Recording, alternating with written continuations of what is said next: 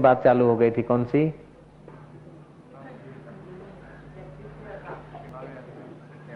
हरिदास की सेवा में अकबर ने प्रार्थना की कि मुझे आज्ञा करो, कुछ सेवा करो। बोले बस भगवान के प्रेम से भक्ति करना, कीर्तन करना, जिस भगवान को मानता है उसको प्यार करते करते अपना मैं डुबाते जाओ। बोले वो तो ठीक है, आप आज्ञा करो, आप जैसे पूर्ण पुरुष की सेवा सौभाग्य से मिलती, हुक्म करो। बोले बस अभी कोई जरूरत नहीं, कुछ सब चल रहा है, कोई आवश्यकता नहीं, विरक्त जीवन है मस्त। नहीं, सेवा का हुक्म करो। तो अच्छा ये करना। बोले मेरे जैसे सम्राट के लिए कुछ सेवा करो। अब हरिदास बाबा ने देखा कि अभी इसका मैं को जरा थोड़ा ऑपरेशन करना पड़ेगा। हरिदास बाबा ने कहा यमुना किनारे रहते थे, बोले यमुना जी का घाट टूट गया है, 1-2 पत्थर ही टूटे हैं, वो जरा बनवा लो। बोले 1-2 पत्थर क्या महाराज, मैं नया घाट बना लूं? नया नहीं, तू खाली वो 2 पत्थर जैसे दूसरे लगे ऐसे कर दे, तभी भी गनीमत है तेरे को। अकबर जाके देखता है कि अरे ये तो लाल और गिन्नियां और सच्चे हीरे मोतियों का एक एक पत्थर है। एक पत्थर जितने हीरे जवाहरात हैं उसको ठीक करने में तो मेरे खजाने ही एकदम ठीक हो जाएंगे। तो देखता है कि पूरा घाट मणियों से सजा है, मणियों से जड़ा हुआ है, रत्नों से और मणियों से, लाल और गिन्नियों से जड़ा हुआ घाट।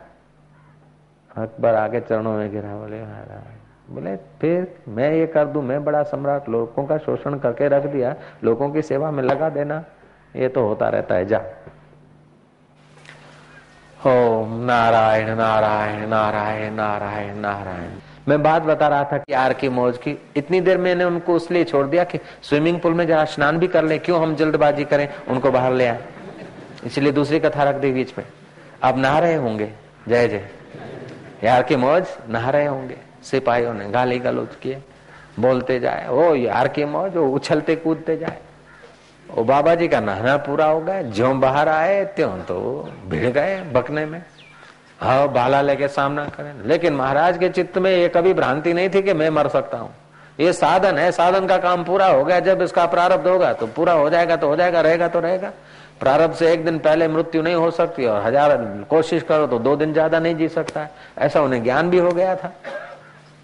अभयम सत्व संशुद्धि श्री राम। लेकिन प्रकृति ने देखा कि इस बुद्ध पुरुष का, महापुरुष का अपमान मैं कैसे चला लूं। और राजा सोया था, एकाएक को चौंका और खिड़की से देखा तो कोई हल्ला गुल्ला। राजा कहे रुको रुको रुको भाई रुको। सिपाहियों को बोला बदमाश को चिल्लाओ मत।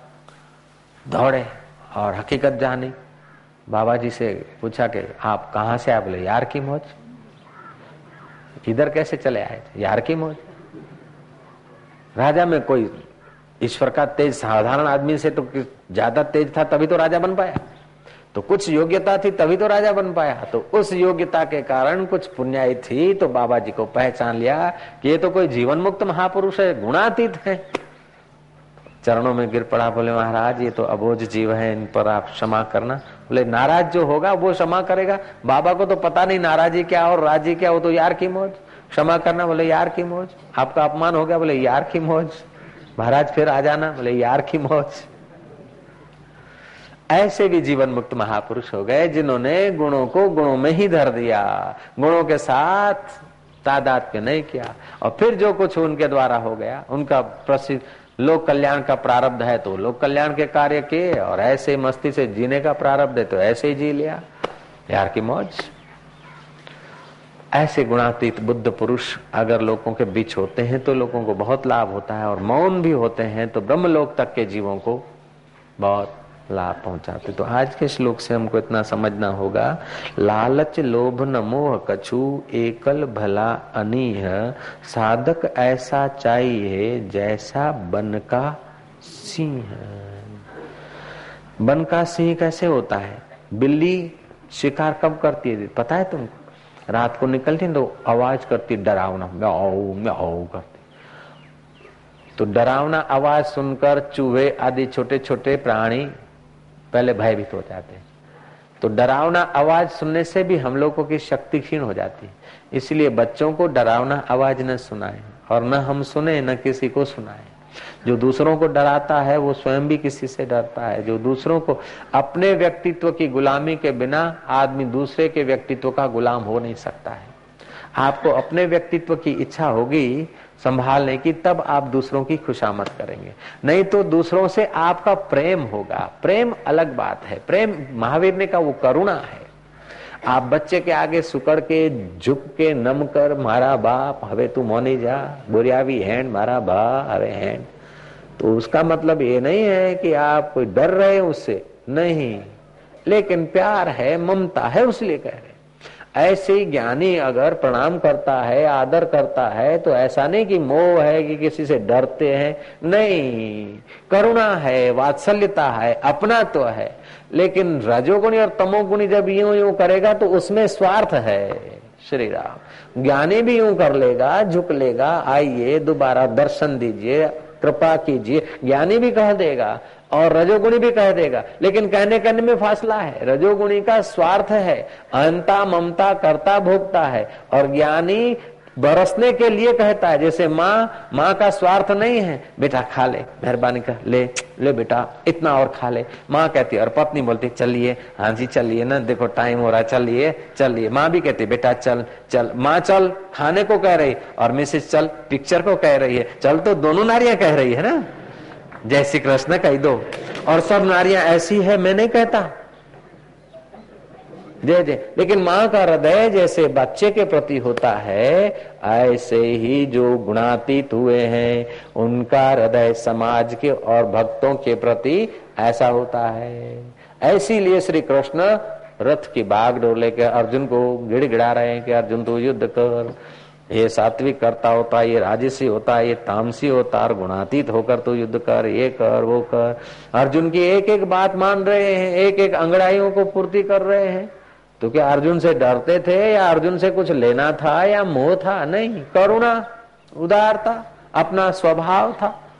ऐसे ही जिसके जीवन में गुण में बरतते ऐसा बोध हो जाता है, उसके जीवन में एक अनोखी समता आ जाती है, अनेरी अटपटी सूझ आ जाती है, और जिस समय जो करना है उसके द्वारा होने लगता है। तो हम लोगों को कर्तृत्व भोक्तृत्व का स्वभाव पड़ा है, तो गुरुओं के पास जाते कि हम क्या करें। गुरु बोलता है करना चाहता है कि जानना चाहता है? जानना चाहता हूं। तो करेगा कि जो है उसको जानेगा, कि मैं जो हूं वो जान। अच्छा, तो जो तू है वो जान ले। तो बोले महाराज क्या करूं तो जानूं? गुरु ने देखा कि इसको तो कर्तृत्व का भूत है, करने से नहीं जाना जाता है, करने से तो केवल थक जाता है, थकाया जाता है अपने को। यात्रा करो, उपवास करो, भूखा मरो, नंगे पैर फिरो, उबला पानी पियो, धबला पानी पियो, 25 दिन के बाद खाओ, 15 दिन के बाद खाओ, दूध पारणा करो, ये करो, ये करो करो करो करो। जिसको कर्तृत्व आसक्ति है उनको कर्मकांड की साधना सिखानी पड़ती, बतानी पड़ती। लेकिन जिनकी बुद्धि बहुत विचक्षण है उनको मजूरी की साधना नहीं बताई जाती, उसको तो एकदम यूं रोज सुबह उठ के ये विष्णु सहस्त्र का पाठ करो, रोज हनुमान चालीसा करो, ये करो, वो करो, वो करो। अब दुनिया भर का करने की आदत है, उसलिए शास्त्रों ने बता दिया उससे तो फिर ये करो ताकि सात्विकता आएगी। फिर कोई मिल जाएगा साधु, कोई महापुरुष मिल जाएगा जो कर्तापन छोड़ा दे। श्री राम। मजे की बात यह है कि साधु महापुरुष मिलने के बाद भी हमारी कर्तापन की जैसे जो पुरानी आदत है वो जल्दी से छूटती नहीं। गांधी जी के पास एक आ गया अंग्रेज, वो पहले तो गया था रमन महर्षि के पास। आई वॉन्ट द रियलाइज, मैं अनुभव करना चाहता हूं, भगवान का दर्शन करना चाहता हूं। तो दर्शन करने के लिए कुछ करना नहीं है, जो दर्शन करना चाहता है उसी को खोज ले, बस वही तू है। उस अभागे को रमन महर्षि गुरु करने जैसे नहीं लगे। वो आया गांधी जी के पास। गांधी जी ने कहा कि भैंस का दूध पीने से वीर्य ज्यादा बनता है, विकारी होता है। गाय के दूध से भी ऊर्जा वीर्य बनता है, बकरी का दूध पिया कर, ठीक। और चटनी की इच्छा हो तो नीम की चटनी खाया कर, और इतना उपवास कर, ऐसा कर। तो खुराक नियंत्रित करने से केमिकल कम बनते हैं तो विकार नहीं, और जब खुराक वही का वही चालू हो गया तो केमिकल वही चालू हो जाएंगे, तो फिर वही का वही बन जाएगा। संबंध विच्छेद करके